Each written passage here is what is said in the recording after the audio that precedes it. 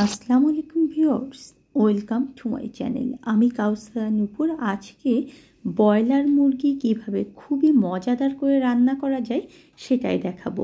আর broiler মুরগিটা অনেকেই খেতে চান না, তাদেরকে বলছি আজকে আমি যে প্রসেসে রান্না করছি এভাবে যদি রান্না করে খান তাহলে দেখবেন যে নর্মাল মুরগির চেয়ে বা দেশি মুরগির চেয়ে ব্রয়লার মুরগির প্রেমেই পড়ে যাবেন।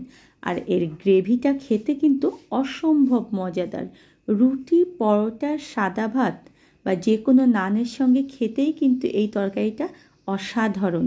আর আমার মনে হয় না যে এর চেয়ে বেশি স্বাদের করে ব্রয়লার রান্না করা যায়। আসুন দেখে আসি। 2 কিলো পরিমাণ মাংস দেখুন যে আমি এখানে নিয়েছি। আর আমি এখানে একেবারে মাংস, হাড় সব কিছু সহই কিন্তু নিয়েছি। আর মাংসগুলো কিন্তু আমি দেখুন যে রেগুলার পিস করেই কেটে নিয়েছি। এখন চলুন রান্না করতে চলে যাই। চুলায় দেখুন যে একটা প্যান গরমে উঠিয়ে দিয়েছি, আর সেখানে আমি 1 কাপ পরিমাণ তেল দিয়ে দিচ্ছি। যেহেতু 2 কিলো পরিমাণ মাংস, তাই 1 কাপ তেল কিন্তু আমার লাগবে। আর এখানে আমি পেঁয়াজ কুচি দিয়ে দিচ্ছি 1 কাপ পরিমাণ। খুব সামান্য পরিমাণ লবণ দিয়ে দেবো পেঁয়াজ কুচির মধ্যে, তাহলে দেখবেন যে পেঁয়াজ কুচিটা অনেক নরম হয়ে যাবে যখন আমরা মশলা কষাবো। এখানে আমি 1 চা চামচের মতো দিয়ে দিলাম। পরবর্তীতে আমি আবার লবণ ব্যবহার করব। এটাকে আমি একেবারে ব্রাউন করে ভেজে নেব। পেঁয়াজটা যখন দেখবেন যে এরকম ব্রাউন হয়ে এসেছে, তখন এর মধ্যে আমি 2টো তেজপাতা ছিঁড়ে দিয়েছি। আমি এখানে 3 থেকে 4 টুকরো দেখুন যে দারচিনি দিয়ে দিচ্ছি। আমি 6 থেকে 7টা এখানে ছোট এলাচ দিচ্ছি। ছোট এলাচটা কিন্তু অবশ্যই মুরগির মাংসে একটু বেশি দেবেন, তাহলে দেখবেন যে একটা সুন্দর ফ্লেভার থাকবে। আর এটাকে একটু নেড়ে চেড়ে নিয়ে এর মধ্যে আমি দিয়ে দেবো হলুদ গুঁড়ো। হলুদ গুঁড়োটা আমি এখানে দিয়ে দিচ্ছি 1 টেবিল চামচ পরিমাণ। আর আমি এখানে শুকনো মরিচের গুঁড়ো দিয়ে দিচ্ছি আমার ঝাল অনুযায়ী। আমি 1 টেবিল চামচ এবং হাফ টেবিল চামচ মানে 1.5 টেবিল চামচ পরিমাণ দিয়েছি। তেলের মধ্যে যদি এরকম শুকনো মরিচের গুঁড়ো এবং হলুদ দেন তাহলে দেখবেন যে কালারটা অনেক সুন্দর আসবে। 1 কাপ পরিমাণ পেঁয়াজ বাটা এখানে ব্যবহার করছি আমি। পেঁয়াজ বাটাটা যদি দেওয়া হয় তাহলে গ্রেভিটা কিন্তু অনেক সুন্দর হয়। আর 2 টেবিল চামচ পরিমাণ আদা বাটা আর 2 টেবিল চামচ পরিমাণ রসুন বাটা এখানে দিয়ে দিচ্ছি। এটাও কিন্তু মুরগি অনুযায়ী ব্যবহার করতে হবে। যেহেতু আমার 2 কেজি মুরগি, আমি সেই অনুযায়ী মশলা দিচ্ছি। আপনারা যদি কেউ মুরগি কমিয়ে নিতে চান 1 কেজি, তাহলে অর্ধেক করে মশলা দেবেন। আর যদি মুরগি আরও বাড়িয়ে নিতে চান সেক্ষেত্রে আপনারা মশলাটাকেও বাড়িয়ে দেবেন। এখন এর মধ্যে আমি 2টো টমেটো দেখুন যে একেবারে ছোট ছোট টুকরো করে নিয়েছি, সেটা দিয়ে দিচ্ছি। দিয়ে এটাকে আমি 2 থেকে 3 মিনিট একটু তেলের মধ্যে মাঝারি আঁচে ভেজে নেব। মশলাটা যখন দেখবেন যে একটা সুন্দর ফ্লেভার বের হবে, মানে কাঁচা যে মশলার ফ্লেভার, সেই মশলার ফ্লেভার থেকে একটা সুন্দর ফ্লেভার বের হবে, তখনই বুঝবেন যে আমার মশলাটা ভাজা হয়ে গিয়েছে। আমি এখানে হাফ টেবিল চামচ পরিমাণ জিরের গুঁড়ো এবং হাফ টেবিল চামচ পরিমাণ দেখুন যে ধনিয়ার গুঁড়ো দিয়ে দিচ্ছি। এটা কিন্তু অবশ্যই ব্যবহার করতে হবে, কারণ মুরগিতে একটা মুরগি গন্ধ থাকে, বিশেষ করে ব্রয়লার মুরগিতে। সেটাতে কিন্তু মশলা যদি ভালো মতো না দেওয়া হয় তাহলে কিন্তু সেটা থেকেই যাবে।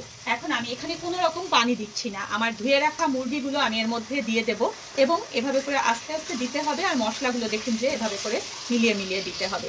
এই যে কষানোটা ব্রয়লার মুরগি, এই কষানোটাই কিন্তু মূল জিনিস, যেটা ব্রয়লার মুরগি অনেকেই খেতে চান না, বলেন যে একটা গন্ধ লাগে বা টেস্ট লাগে না, সেটা কিন্তু এই রান্নাটাই লাগবে না। আর পুরোটা কিন্তু অবশ্যই দেখবেন, তাহলে দেখবেন যে আপনাদের রান্নাটাও হবে অসাধারণ। মশলার সঙ্গে মাংসগুলো দেখুন যে ভালো মতো মিলিয়ে নিয়ে এটাকে আমি 10 মিনিট ঢেকে রান্না করব। তবে মাঝে মাঝে কিন্তু আমি এটা নেড়ে চেড়ে দেবো। এই 10 মিনিটে দেখবেন যে এখান থেকে অনেকটা পানি বের হয়ে যাবে।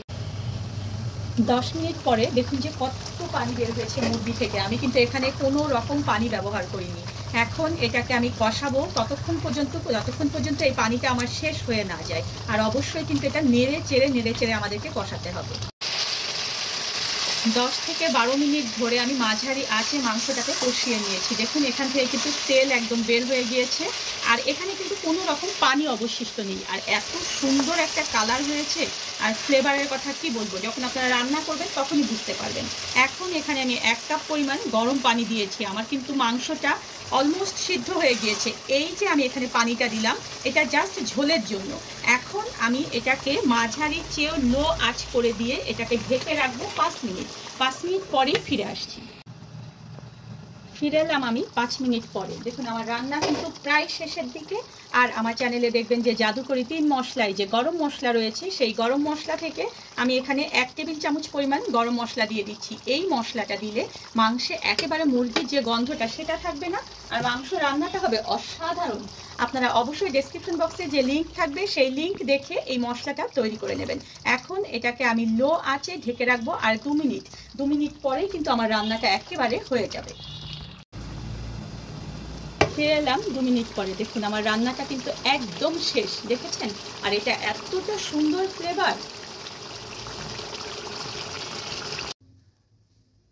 ব্রয়লার মুরগি রান্নায় এর চেয়ে টেস্টি রান্না মনে হয় আর হয় না। আর এইভাবে করে ব্রয়লার মুরগি রান্না করলে যারা ব্রয়লার খান না তারাও কিন্তু চেটে পুটে ব্রয়লার খাবেন। আর দেখুন যে কালারটা, এর গ্রেভিটা কতটা সুন্দর। পরোটা, রুটি, ভাত, পোলাও বা খিচুড়ি যে কোনো কিছুর সঙ্গে খেতেই কিন্তু এটা অসম্ভব মজাদার। ধন্যবাদ সবাইকে আমার সঙ্গে থাকার জন্য। আর আমার পরবর্তীতে আরও নতুন কোনো ভিডিও পেতে হলে প্লিজ আমার চ্যানেলটা সাবস্ক্রাইব করে পাশেই থাকবেন।